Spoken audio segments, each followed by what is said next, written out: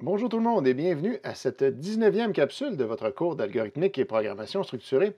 Aujourd'hui, on va parler de la dernière méthode qui existe pour faire voyager des données d'un sous-programme à un autre. C'est le passage par référence.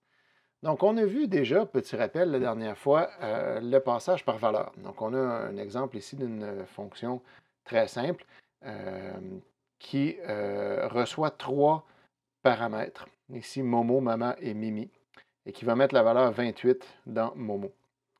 Le main a trois variables de son côté, Toto, Tata et Titi, met trois valeurs dedans, 5, 10 et 15 respectivement, et ensuite appelle la fonction en lui passant ces valeurs-là. Ce qui se passe depuis le début, lorsqu'on passe des valeurs comme ça en paramètres, c'est un passage par valeur qui est fait, c'est-à-dire que la valeur qu'il y a dans chacune des variables est copiée dans les paramètres correspondants. Donc le 5 s'en va dans Momo, le 10 s'en va dans Maman et le 15 s'en va dans Mimi. Ensuite, le fait de mettre 28 dans Mimi ne change absolument rien à ce qui se trouve dans Titi lorsqu'on revient ici. Parce que chacune des variables a une adresse en mémoire et chacun des paramètres, qui est aussi donc une variable locale à la fonction a une adresse en mémoire individuelle qui est différente de toutes les autres. Donc, ils ont chacun leur adresse. Si on avait un tableau à côté où on écrivait le contenu qu'on mettait dans chacune des adresses, bien, on irait mettre dans l'adresse 2000, par exemple ici, on irait mettre un 28. Mais quand on reviendrait au main, qu'on regarderait ce qui se trouve dans Titi, on dirait Titi, c'est dans la case 1008. Puis dans la case 1008, bien, il y aurait le 15 qu'on y avait mis au début et non le 28 qui est là. Donc, c'est comme ça qu'on fonctionne depuis le début. Modifier une valeur locale dans la fonction ne modifie pas la variable correspondante dans le main. Puis on comprend que ce n'est pas réellement une variable correspondante. C'est juste une valeur qu'on a copiée d'une variable à une autre. Il n'y a aucun lien entre les deux variables en tant que telles. Qu'est-ce qui arrive si je veux faire, par exemple, une petite fonction qui échange le contenu de deux variables? On va utiliser cet exemple-là pour expliquer le passage par référence. C'est le premier problème auquel on a été confronté au début de la session, échanger le contenu de deux variables. On sait que c'est très facile de faire ça maintenant. Aujourd'hui, c'est trivial. Ça a déjà été compliqué. Par contre, rappelez-vous que vous aviez réfléchi beaucoup là-dessus pour y arriver. On change le contenu de deux variables en utilisant une troisième, par exemple, et en disant je vais copier x dans temporaire. Comme ça, je peux mettre y dans x et aller chercher la valeur ancienne de x dans temporaire et la remettre dans y. Donc, et voilà, mes deux variables se sont échangées. Ça fonctionnait ça très bien avant, mais si évidemment on met ça dans une fonction et qu'ensuite le main a la variable a et b qui contiennent respectivement 3 et 5 et on lui fait échanger le contenu de a et de b, eh bien, sans surprise, on va se rendre compte que ça n'échangera pas réellement le contenu des données, même si notre fonction, théoriquement, est valable. A continue de contenir 3, B continue de contenir 5. Il n'y a rien qui a bougé. On n'est pas extrêmement surpris de ça, normalement, si on a suivi un peu ce qui se passait, parce que lorsqu'on fait cet échange-là, qu'est-ce qui se passe? Mais lorsqu'on arrive à l'appel de la fonction, ça veut dire on a des paramètres qui sont mis là, et l'appel va se faire, c'est-à-dire que les variables, on va prendre la valeur qui se trouve dedans et on va venir les copier dans les variables locales de la fonction qui sont les paramètres. Donc ici, A et B, puis X et Y sont chacun dans des cases mémoire différentes et on a simplement copié des valeurs. Si on regarde ce qui se passe au niveau de la mémoire, bien, on a l'espace mémoire pour le main, l'espace mémoire pour la fonction. Chacun a ses variables. La variable temporaire existe seulement dans échanger, ne contient rien. À l'étape suivante, on vient copier le 3 dans temporaire. Ça n'a rien changé à ce qui se passe dans le main. L'étape d'ensuite, mais on prend le 5 de Y, on le met dans le X, ça n'a rien changé au main. Et après ça, on prend le temporaire, on le met dans Y. Ça n'a rien changé à ce qui se passe dans le main. Donc, évidemment, ça va de soi que tout ça n'échange pas les variables A et B, ne fait qu'échanger les variables X et Y qui sont locales à la fonction, puis que donc notre fonction d'échange ne fonctionnera jamais. Qu'est-ce qu'on peut faire pour contourner ce problème-là? Qu'est-ce qu'on peut faire si on veut réellement que les variables échangent les valeurs qui sont dans A et dans B à partir d'une fonction. La seule chose qu'on pourrait faire, ce serait de faire en sorte que la fonction ici retourne quelque chose, en fait. Depuis le début, finalement, je dis une fonction, puis c'est une procédure. Mais si je mettais qu'elle retournait un int, je pourrais m'arranger pour retourner une des deux valeurs. Puis là, à ce moment-là, je devrais faire quelque chose comme, OK, dans A, je vais restocker le résultat que la fonction me retourne. Mais le problème, c'est que je peux juste retourner une seule chose. Si je fais return x, ça va retourner x qui va être mis dans A. Ou si je retourne y, c'est y qui va être mis dans A. Mais qu'est-ce qui va arriver avec B? B n'aura pas été changé. On ne peut pas faire deux returns. Ben, évidemment, le programme va nous laisser le faire, mais on sait qu'après le premier return, on sort de la fonction et on revient dans l'appelant qui, lui, va prendre la valeur retournée et va la mettre dans la variable, puis c'est tout. L'autre return n'aura jamais été fait. On ne peut pas retourner deux choses avec une fonction avec les méthodes qu'on connaît. Donc, souvent, lorsqu'on a une seule valeur qu'on aimerait modifier, on passe la valeur originale en paramètre, on retourne une valeur modifiée qui va être replacée dans la variable originale. Mais quand on en a deux, on ne peut rien faire. C'est pour ça qu'on a besoin d'une autre méthode qui est les paramètres par référence. Lorsqu'un paramètre est passé par référence, on va dire que le paramètre réfère à la variable locale, un petit peu comme s'il pointait sur la variable locale. La différence avec le passage par valeur, c'est un peu comme si vous avez une image sur votre bureau et que vous la copiez. Bien, vous obtenez une copie de l'image. Vous faites copier-coller, puis vous avez la copie de l'image qui est là. Si vous allez ensuite modifier cette copie-là, ça ne modifiera pas l'original. Le passage par référence, lui, c'est comme si on faisait un raccourci vers l'image. Au lieu de copier-coller, vous faites copier et coller le raccourci. À ce moment-là, il y a la petite flèche bleue dans le coin qui vous dit « Ceci est un raccourci ». Il y a même le nom qui va être écrit comme ça. Et là, si j'ouvre le raccourci, ça va réellement ouvrir l'image originale et quand je vais la modifier, c'est l'image originale qui va être modifiée. C'est exactement comme ça que ça va se passer lors d'un passage de paramètres par référence. C'est-à-dire que le paramètre, qui va être une référence, va juste référer à l'original dans l'appelant. Et là, de modifier le paramètre va modifier la variable originale. Comment on fait pour dire que c'est une référence? Bien, vous avez l'exemple ici.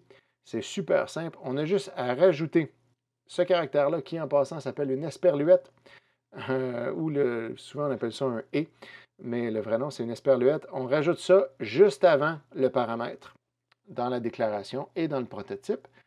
C'est tout. Le simple fait de faire ça, ça fait que notre paramètre est maintenant une référence. Et là, plutôt que de copier la valeur, bien, on va dire que le paramètre qui est là réfère à l'original. Si on modifie la référence, ça modifie l'original.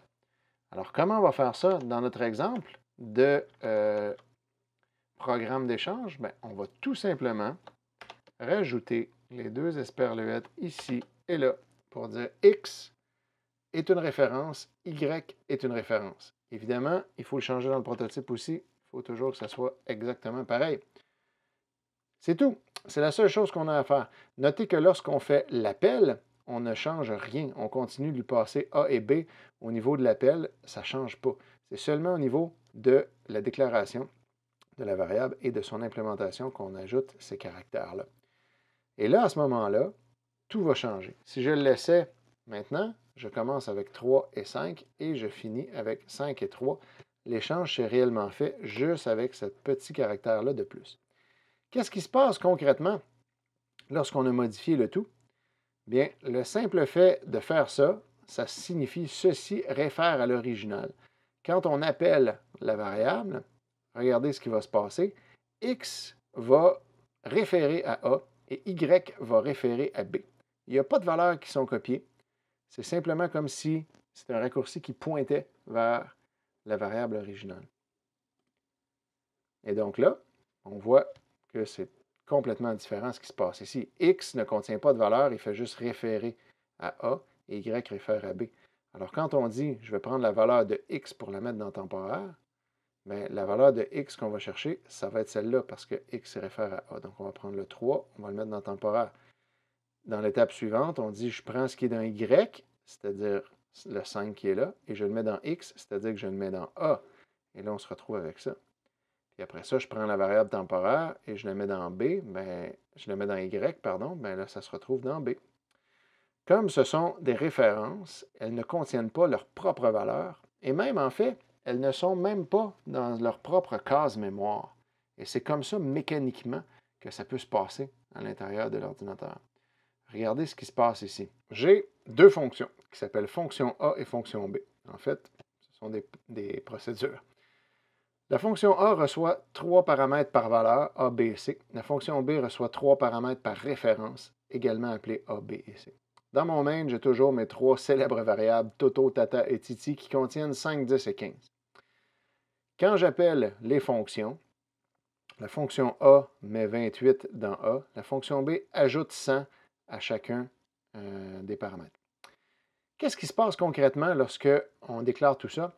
Bien, l'état de la mémoire peut être représenté par deux tableaux. On a un tableau qui est la table des variables, aussi souvent appelée la table des symboles, où on a, pour chaque variable, on indique à quelle case mémoire elle se trouve. En réalité, il y a plus de détails que ça, mais on regarde ça de façon très simplifiée. Toto se trouve à la case 1000, mettons, Tata à la case 1001, Titi à la case 1002. Les adresses mémoire sont réellement plus longues que ça, et ne sont pas nécessairement toutes contiguës comme ça tout le temps.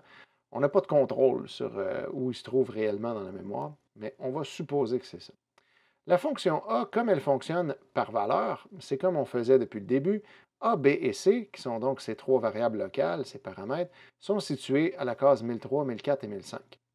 Mais dans la fonction B, A, B et C sont des références. Donc, ils n'ont pas leur propre case mémoire. On va dire que A est situé lui aussi à la case mémoire 1000, pareil comme Toto, parce que c'est Toto qui est passé en paramètre à la fonction B.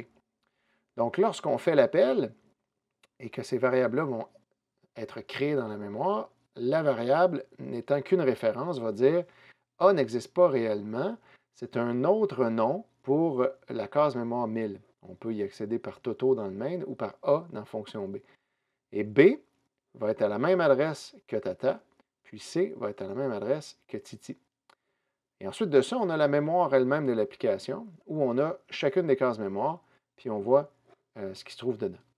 Si, par exemple, je fais ça dans un petit fichier Excel pour que je puisse modifier tout ça, bien, c'est tout simplement comme ça que ça se passe. Au début, notre main place ces variables quelque part dans la mémoire, puis ensuite, quand on dit on met 5 dans Toto, bien, le 5 va aller se placer dans la case mémoire 1000, le 10 dans la 1001, le 15 dans la 1002.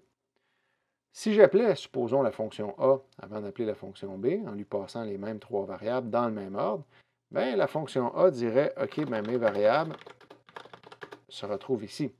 Et là, la valeur de chacune d'elles est copiée. La valeur de Toto de la case 1000 est copiée dans A à la case 1003.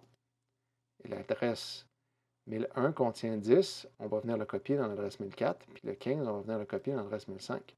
Et après ça, je dis, je mets 28 dans A.